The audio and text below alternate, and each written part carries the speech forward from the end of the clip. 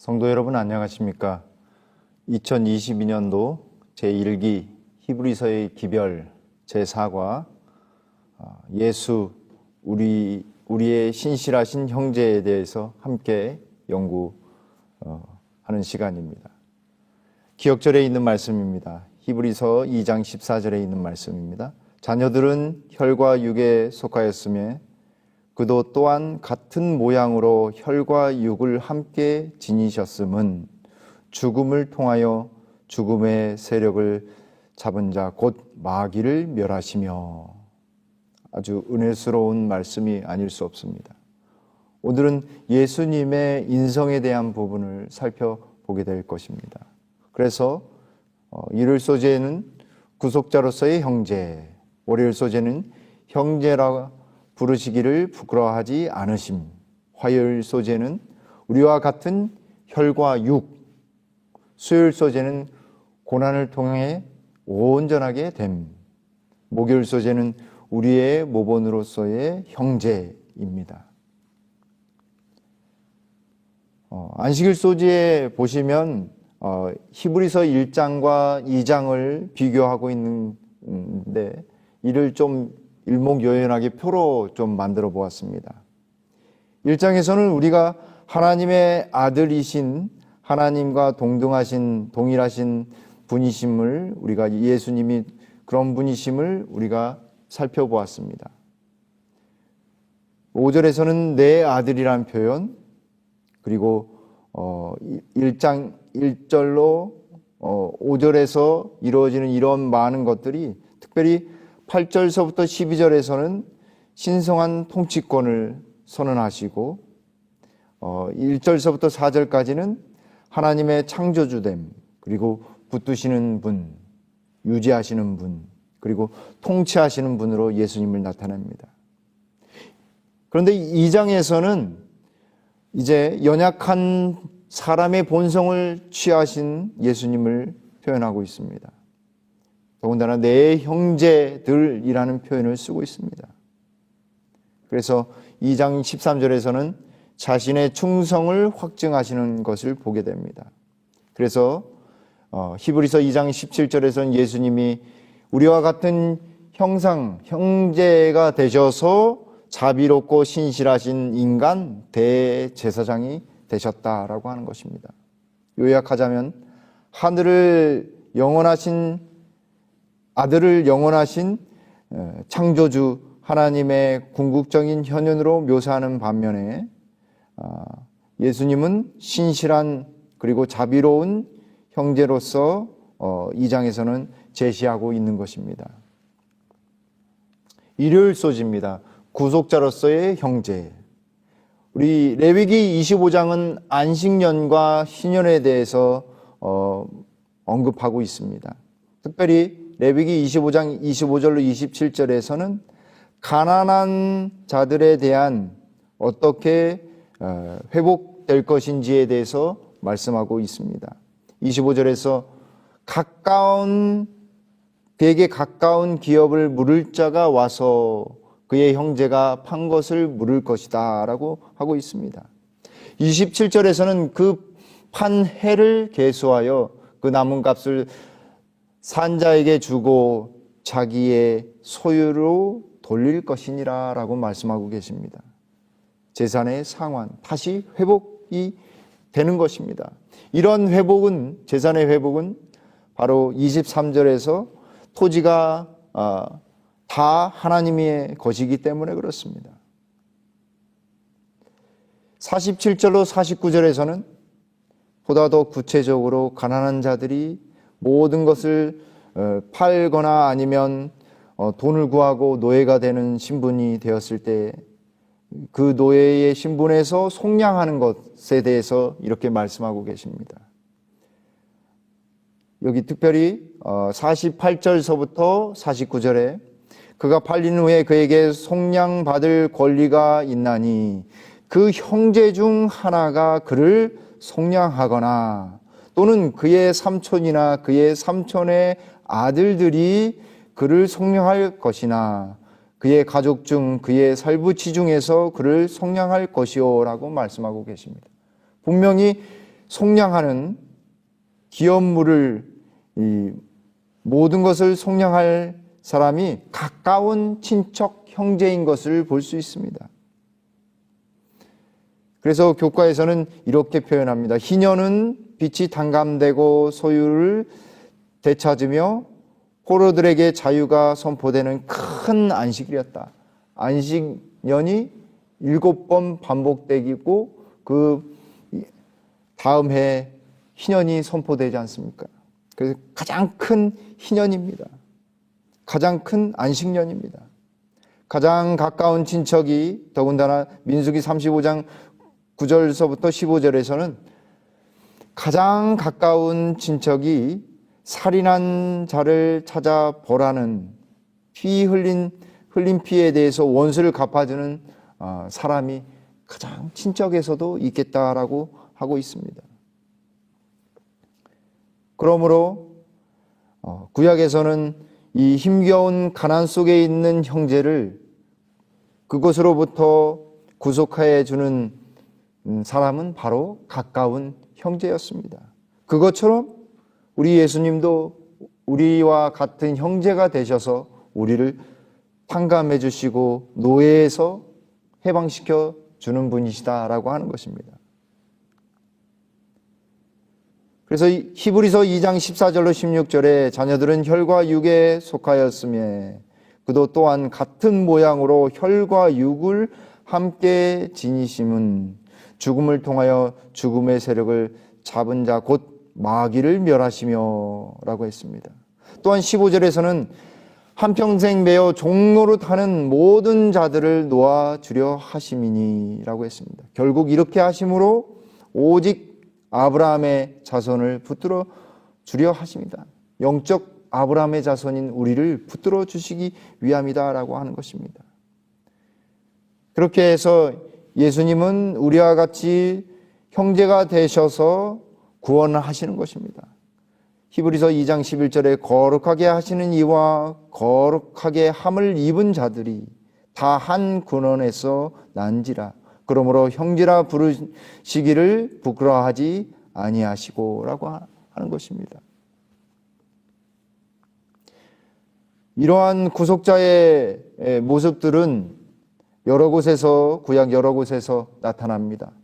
이사야 4장에서 41장에서 이사야 41장 14절에서 내가 너를 도울 것이라 내 구속자는 이스라엘의 거룩한 이신이라 라고 말씀하고 계십니다.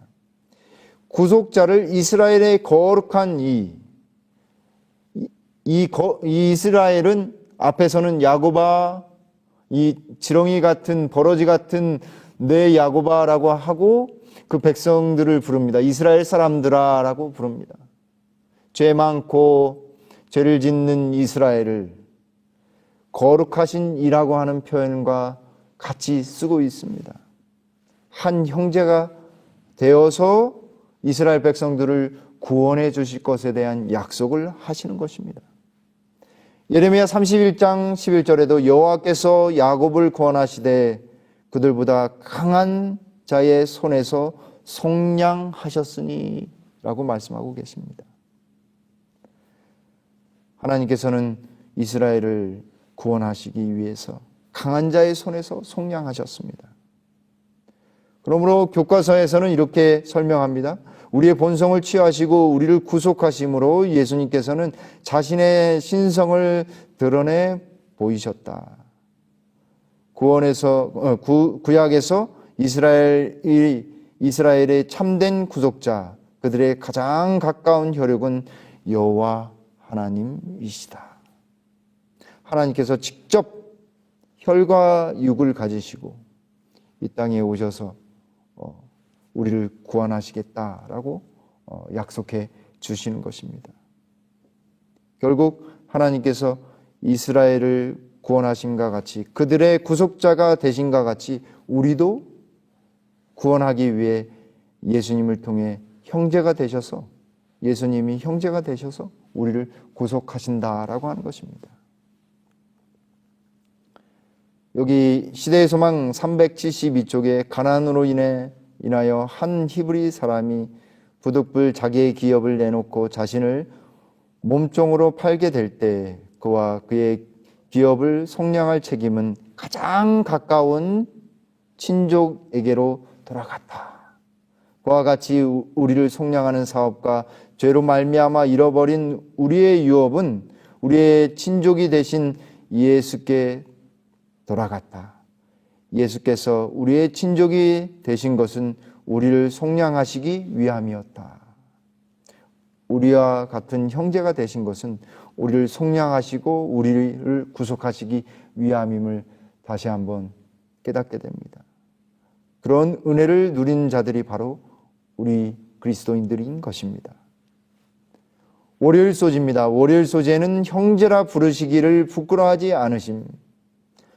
예수님은 성육신 하신 것을, 사람이 되신 것을 부끄러워하지 않으신다라고 하는 것입니다. 히브리서 2장 11절에 그러므로 형제라 부르시기를 부끄러워하지 아니하시고, 어디까지 이 바닥으로 떨어지셨냐면 비방과 환난으로서 사람에게 구경거리가 되고 혹은 이런 형편에 있는 자들과 사귀는 자가 되었다라고 하는 것입니다. 가장 밑바닥에 있는 자들의 형편이 되시고 그런 형편에 있는 사람들과 함께 사귀고 형제가 되셨다라고 하는 것입니다. 공개적인 수치를 당하셨죠. 예수님의 십자가상에서도 벌거벗겨 돌아가시면서 공개적으로 수치를 당하셨습니다. 그러나 여기 히브리서 12장 2절 말씀에 부끄러움을 개의치 아니하시더니 십자가마저도 모욕마저도 비방마저도 구경거리가 되는 공개적인 수치를 당하셔도 개의치 아니하시고 십자가를 참으사 우리를 구원하시고 하나님 보좌 우편에 지금은 앉아 계시는 것입니다. 그 실예로 예수님의 실예를 모세를 통해서 살펴보면 믿음으로 모세는 장성하여 바로의 공주의 아들이라 칭함을 받기를 거절하고 도리어 하나님의 백성과 함께 고난받기를 잠시 죄악의 낙을 누리는 것보다 더 좋아하고 그리스도를 위하여 받는 수모를 애굽의 모든 보화보다 더 큰 재물을 여겼으며 재물로 여겼으니 이는 상 주심을 바라봄이라. 하늘을 바라본 것이죠. 여기 스데반의 명설교인 이 사도행전 7장에서 모세에 대하여 이렇게 스데반은 이야기합니다. 애굽의 사람의 모든 지혜를 배워 그 말과 하는 일들이 능하더라. 정말 애굽의 왕궁에서 궁전에서 모든 그 당시의 지식과 신지식과 모든 기술들을 다 배우고 능력들을 배우고 익혔습니다. 왕의 제목으로서 익혔습니다. 그래서 부조와 선지자 245쪽에서는 바로가 그의 양손인 양손자인 이 모세를 왕으로 후계자로 삼기로 했었다라고 하는 것을 언급하고 있습니다. 그러나 모세는 하나님을 선택했던 것입니다. 바로 그런 것처럼 우리 예수님은 하나님을 선택하셔서 우리를 형제라 부르시면서 그 형제라 부르시기를 부끄러워하지 않으셨다라고 하는 것입니다. 그런 차원에서 하나님은 우리에게 요구하십니다. 예수님께서 말씀하십니다. 마태복음 10장 32절로 33절에 누구든지 사람 앞에 나를 신하면 나도 하늘에 계신 내 아버지 앞에서 그를 신할 것이요 누구든지 사람 앞에서 나를 부인하면 나도 하늘에 계신 내 아버지 앞에서 그를 부인하리라. 부끄러워하지 않으신다라고 하는 것은 온전히 공개적으로 사랑하는 것입니다.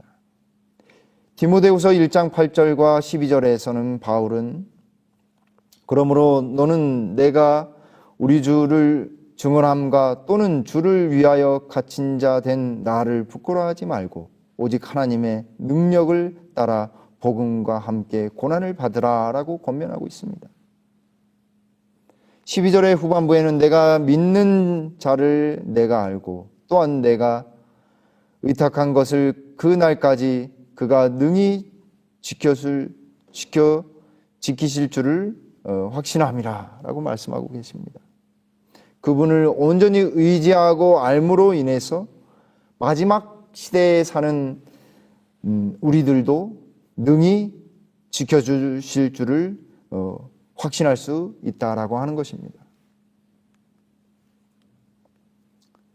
그러므로 사도 바울은 히브리서에서 이렇게 우리에게 권면하고 있습니다. 히브리서 13장 12절로 15절, 특별히 13절에 그런즉 우리도 그의 치욕을 짊어지고 영문 밖으로 그에게 나아가자. 영문 밖에 어디입니까? 십자가가 있는 곳입니다. 예수님이 달리신, 십자가에 달리신 그곳입니다. 그리고 여기 히브리서 4장 14절에는 그러므로 우리에게 큰 위대한 제사장이, 큰 대제사장이 계시니 승천하시니 곧 하나님의 아들 예수시라. 우리가 믿는 도리를 굳게 잡을지어다 라고 이야기합니다. 여기 믿는 도리는 무엇이라고요? 신앙 고백이라고 하는 것을 우리가 살펴보았습니다. 우리가 예수님을 온전히 믿음으로 붙잡을 때에 우리는 공개적으로 우리는 고백하는 것입니다. 우리의 삶으로, 우리의 말로, 우리의 표정으로 다른 사람들에게 나는 예수님을 믿는 사람입니다 라고 고백하는 것입니다. 우리가 예수님을 온전히 붙잡아야 하겠습니다.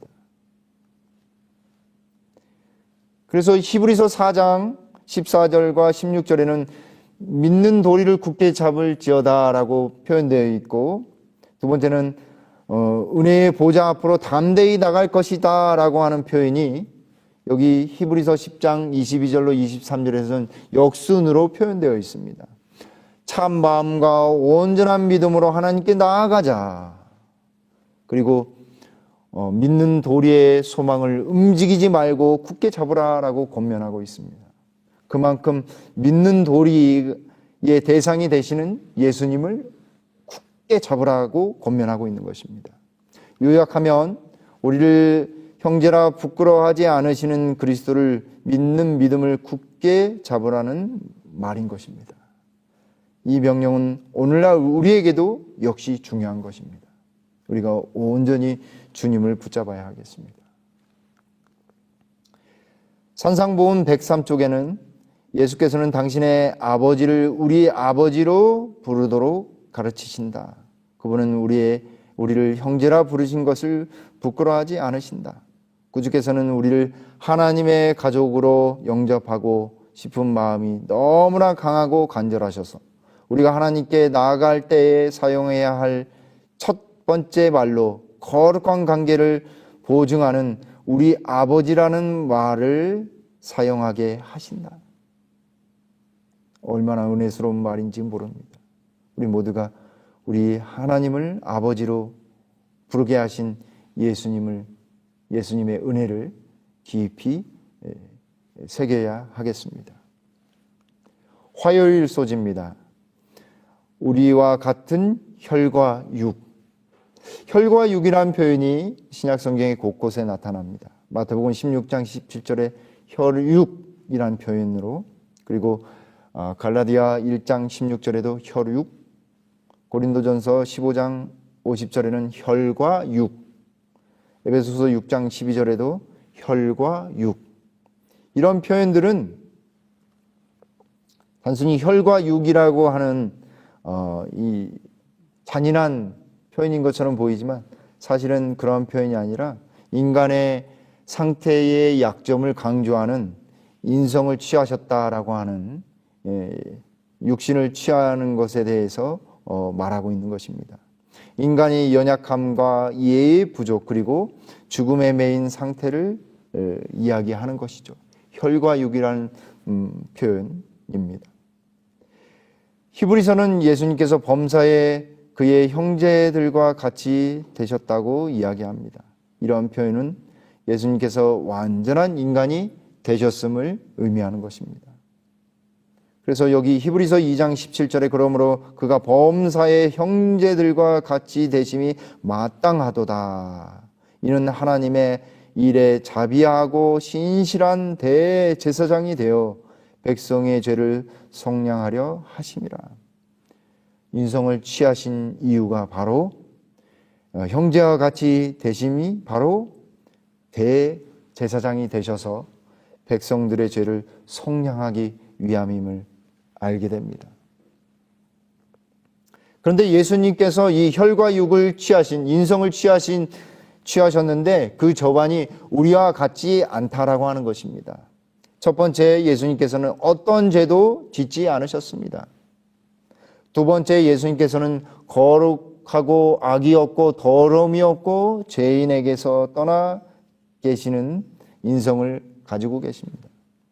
예수님께서는 구원자로 오셨으며 하나님께서 우리를 위하여 자기 자신을 흠없는 제물로 드리셨습니다.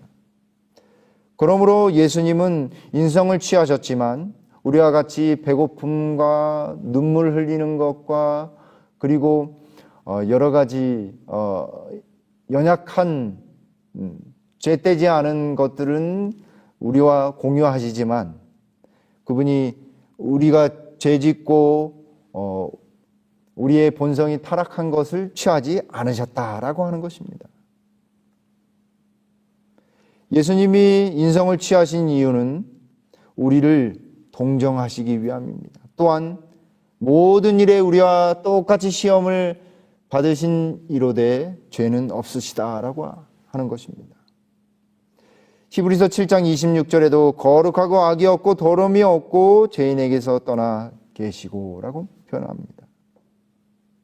또한 히브리서 9장 14절에 하물며 영원하신 성령으로 말미암아 흠 없는 자기를 하나님께 드린 그리스도의 피가라고 하여서 그분이 온전한 삶을 사셨고 흠이 없는 분이셨음을 우리는 알게 됩니다.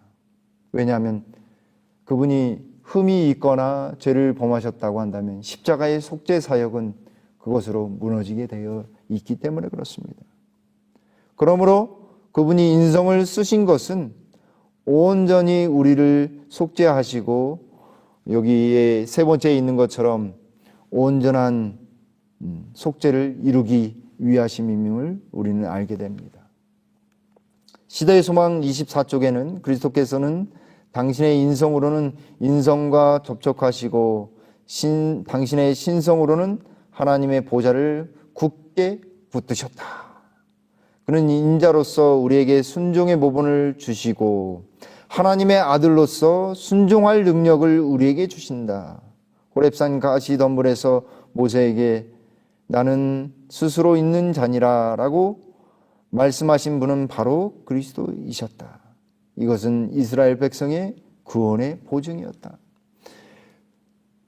바로 모세에게 나타나신 그분이 바로 그리스도이셨습니다. 한쪽으로는 인성을 붙드시고 한쪽으로는 하나님의 보좌를 굳건히 붙드셔서 우리에게 순종의 모본을 따르도록 순종할 능력까지 주시는 분이 바로 우리 예수님이십니다.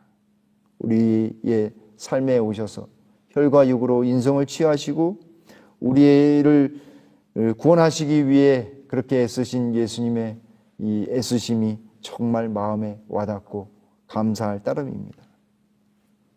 수요일 소지입니다. 고난을 통해 온전하게 됨.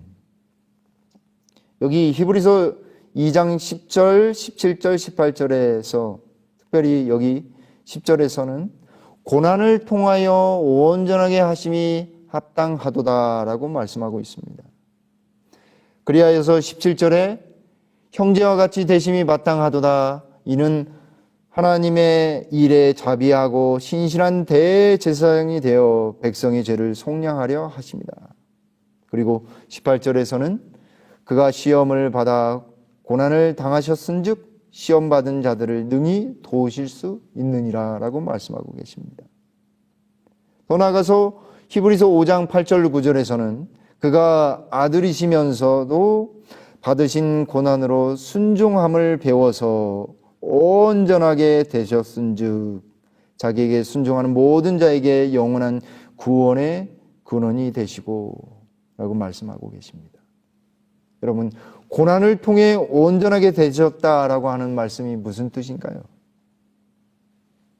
여기 특별히 고난을 통해서 온전하게 하셨다라고 하시면서 그분을 구원의 창시자라고 말씀하고 계십니다. 교과는 이렇게 요약하고 있습니다.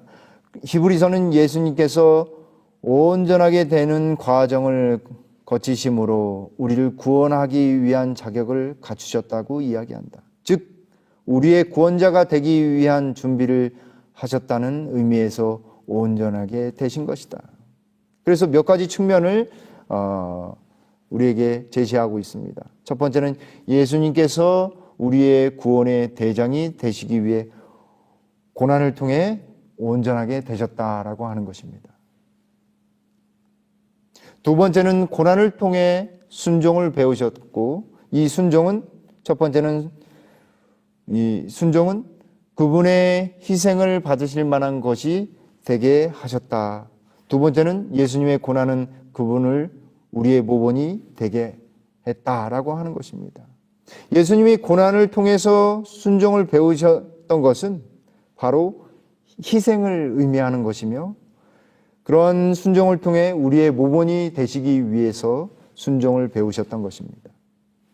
세 번째에서는 고난의 시험을 받으시고 승리하신 것이 예수님으로 하여금 자비롭고 신실한 대제사장이 되게 하였다라고 하는 것입니다.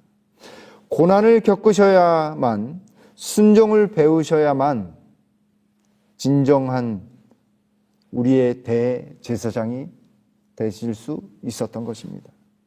그렇게 구속의 경륜을 마련해 놓으신 것입니다. 그래서 고난을 통해 우리를 향한 예수님의 사랑의 실체가 더 분명히 표현되고 드러난 것이다 라고 할 수 있겠습니다. 여기 교회 증언 2권 200쪽에 구원의 가치를 온전히 깨닫기 위해서는 그것의 대가를 이해하는 것이 필요하다. 그리스도의 고난에 대한 제한된 생각 때문에 많은 사람들은 중보의 위대한 사업을 과소평가한다. 인간의 구원이라는 영광스러운 계획은 하나님 아버지의 무한한 사랑으로 말미암아 이루어진 것이다 라고 말씀하고 계십니다. 여러분, 예수님이 고난을 겪으시고 온전하게 되심으로 대제사장이 되셔서 지금 중보하고 계시는데, 그 사실에 대하여 우리가 너무나 무관심하고 등한히 했던 것이 사실입니다. 그분은 우리를 위해 중보하고 계시며 우리를 위해 역사하고 계십니다. 여기 좋은 말씀이 있어서 제가 뽑아봤습니다. 교증은 5권 720쪽에 하나님께서 보내주시는 빛의 모든 줄기를 받아들여라. 순종이 십자가를 내포하고 있기 때문에, 순종이 십자가를 내포하고 있기 때문에 하나님의 영과 그분의 말씀의 요구에 유의하기를 등한히 하는 사람들은 그들의 영혼을 잃어버릴 것이다. 뭐라 말씀하십니까? 순종이 무엇을 내포하고 있다고요? 십자가를 내포하고 있다고 말씀하고 계십니다. 그러므로 그분이 순종을 통해, 고난을 통해서 순종을 배워서 대제사장이 되신 것은 십자가를 의미하는 것이다 라고 하는 것입니다. 순종에는 십자가가 포함되어 있습니다. 내포되어 있습니다. 우리도 순종하라 순종하라 하신 그 말씀을 기억하면서 예수님의 길을 온전히 따라가야 하겠습니다. 목요일 소지입니다. 우리의 모본으로서의 형제, 예수님께서 인성을 취하신 것은 우리의 모본을 위해서다라고 하는 것입니다.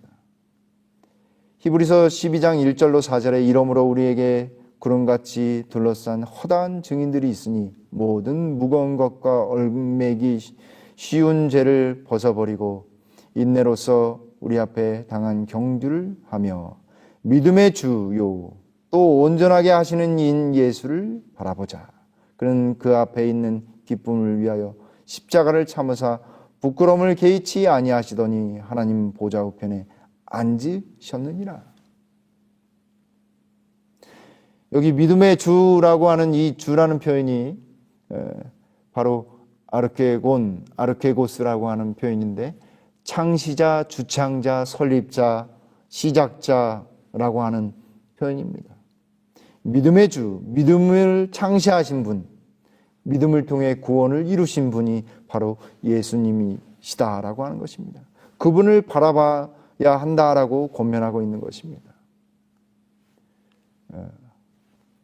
믿음의 주라는 번역되어 있는 이 주라는 표현이 헬라어 아르케고스라고 하는데 창시자, 창립자라는 뜻을 가지고 있는데 이 개척자라고 하는 뜻도 있습니다. 이 개척자로 번역하면 예수님은 모든 믿는 자들의 앞에서 달리신다라고 하는 의미에서 신앙 경주의 개척자가 되시는 것입니다. 또 한 가지는 온전케 하시는 이, 온전하게 하시는 이라는 말은 우리로 하여금 예수님께서 가장 순결한 모습의 믿음을 하나님께 드러내 보이셨음을 깨닫게 됩니다. 또한 우리를 온전하게 하시는 분이심을 알게 됩니다. 여기 본문에서는 예수님이야말로 가장 먼저 성공하시고 이 경주를 마치시고 하늘에 계신 것을 우리는 알게 됩니다. 믿음으로 산다는 것이 무엇인지를 예수님을 통해서 우리는 알게 됩니다. 가장 완벽하게 믿음의 삶을 보여주신 것을 우리는 알게 됩니다. 그분이 이제 앞서서 선구자로서 앞서서 예수께서 멜기세덱의 반차를 따라 영원히 대제사장이 되어 우리를 위해 들어가셨느니라 라고 말씀하고 계십니다. 우리를 위해 앞서 먼저 가신 것입니다. 그분이 가신 길을 우리도 따라가야 하는 것이죠. 그런데 여기 교과에는 그렇지 못한 실례를 들었습니다.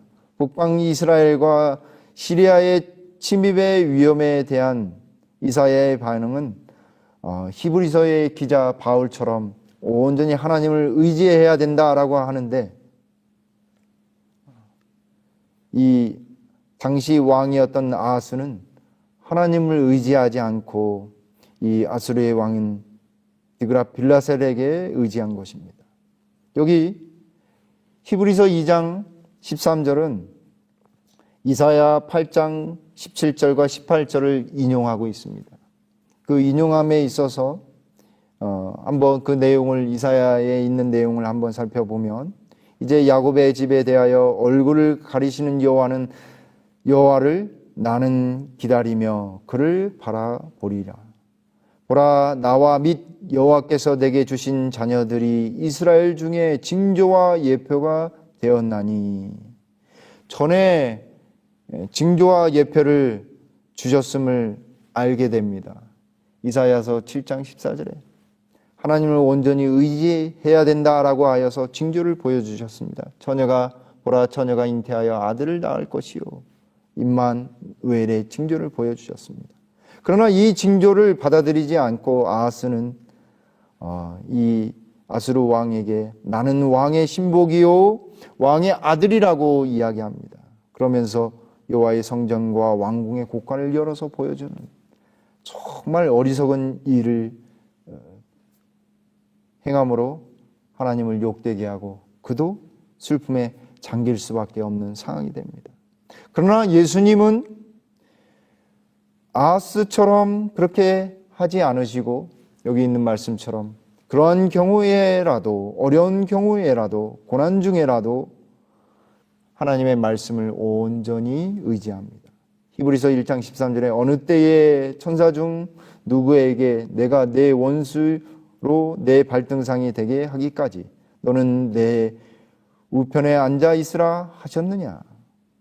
히브리서 10장 12절과 13절에도 특별히 13절에도 그 후에 자기 원수들을 자기 발등상이 되게 하실 때까지 기다리시나니라고 했습니다. 또한 로마서 16장 20절에도 사탄을 너희 발 아래서 상하게 하시리라 라고 하는 약속이 있었습니다. 예수님은 이렇게 어려운 때라도 하나님의 약속을 온전히 붙들었습니다. 당신이 돌아가실 위기와 고난 속에서도 하나님을 신뢰했던 것입니다. 그런 모본을 우리에게 보여주시기 위해 그런 삶을 사셨고 그렇게 행하셨던 것입니다. 우리도 예수님처럼 하나님을 온전히 믿고 신뢰해야 하는 것입니다. 여기 가룟 뽑은 기별 1권 362쪽에 우리들은 믿음의 주여 또 온전케 하시는 이인 예수를 바라보며 기뻐하였다. 그리스도께서는 위대하신 모본이시다. 주님의 품성은 우리들의 품성이 되어야 한다. 모든 탁월한 진리들이 주님 안에 있다. 인간이나 다른 모든 모본에서 눈을 돌려 정직한 얼굴로 당신의 영광 가운데 계신 예수님을 바라보아야 한다라고 우리에게 권면해 주고 있습니다. 예수님은 우리의 모본이십니다. 위대한 모본이십니다. 그분의 품성이 우리의 것이 되어야 하는 이유가 바로 여기에 있는 것입니다. 또 하나의 아주 중요한 예수님의 인성에 관한 중요한 인용꾼데 교회 증언 2권 201쪽에 있는 말씀입니다. 그분은 매사에 있어서 우리의 모본이시다. 그분은 우리와 같이 연약하신 형제이시다. 그러나 같은 성정을 갖지는 않으셨다. 흠없는 분으로서 그분의 본성은 악과 상관이 없었다. 그분은 죄악 세상에서 영혼의 투쟁과 고통을 견뎌내셨다. 그가 인간이셨으므로 기도가 필요하였고 그 기도는 특권이 되었다. 성도 여러분, 우리와 형제가 되셔서 우리의 모본이 되신 예수님을 보십시오. 그분도 함께 느끼고 기뻐하고 슬퍼하시고 배고픔도 느끼시고 힘듦도 느끼시고 피곤함도 느끼셨습니다. 그럴 때마다 우리 주님은 기도의 필요성을 깨닫고 기도하셨습니다.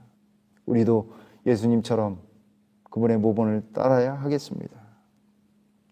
마지막 금요일 소지의 더 깊은 연구를 위해서입니다. 그리스도께서는 당신의 생애와 교훈으로 하나님 안에 그 기원이 있는 무아의 봉사에 대한 완전한 모본을 보이셨다. 하나님께서는 자신을 위하여 살지 않으신다.